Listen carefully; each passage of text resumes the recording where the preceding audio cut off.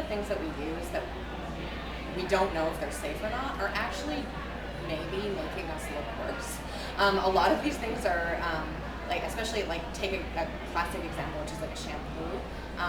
The first sort of 4 or 5 ingredients in a shampoo are ultra drying, super damaging to hair. They're not doing us any favors, and they're cheap.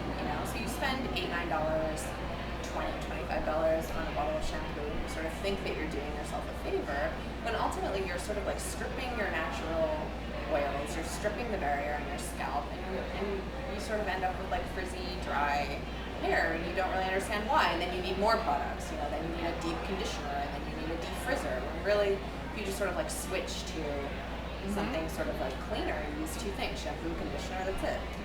What are those 3 or 4 most common ingredients that you see? So the first ingredient in most shampoos is water, which means already there's definitely going to be like harsh, intense preservatives. So whenever you have water in a product, you need preservatives, otherwise it goes bad.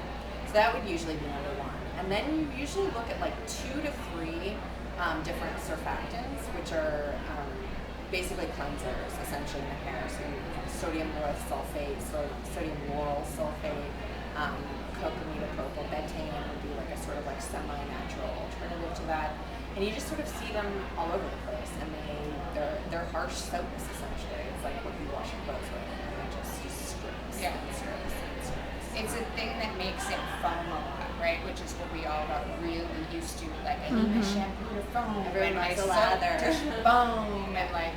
So when you switch to natural shampoos, at first the feeling is from a lot of people like, oh, it's not foaming as much, so it's not cleaning. But what it's not doing is it's cleaning. It's not stripping all of your natural oils, so that you then have to like fake them with a series of different conditioning products and whatever else you put on your hair to make it not look like that.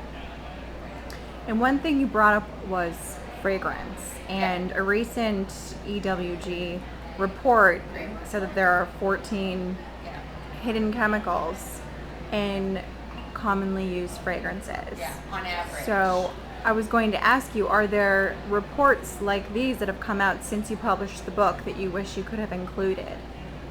I mean, the EWG one, it was definitely, it's great that it came out. It would have been nice if it had come out a year ago, because what you find online and some of the people we interviewed is people like who have had serious fragrance allergies, who've sort of formed these like rogue communities, anti-fragrance communities, and they've taken some cosmetics to the lab. So we kind of had an idea from looking at what they found, what was in it, but obviously having the environmental working group actually do, I don't know how many it was, 10 or 15 different products, and say like, look, this is what's happening across the board. That's great. It would have been great to have, but it gives us something to talk about now. And in the book, you recommend a lot of do-it-yourself beauty treatments, but you also recommend using cosmetics. Do you think that we should be encouraging people to purchase cosmetics? Or do you think we should start to embrace a more natural looking appearance and use fewer cosmetics? I think there's probably 2 parts to that. We can probably both speak to that. I think DIY is amazing. We both do a lot of stuff in our homes. We use our kitchens as labs. We use our bathrooms as labs. And we invent recipes, and we have a lot of fun with that. I think at the end of the day, though, we also wanted to write a book that women who maybe don't feel like making their own body scrub or concocting their own conditioner, that they could relate to too. Like, Alexander's probably more DIY than I am.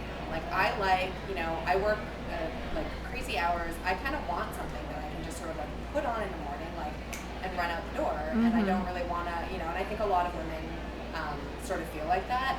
And also I think there's nothing wrong with loving products.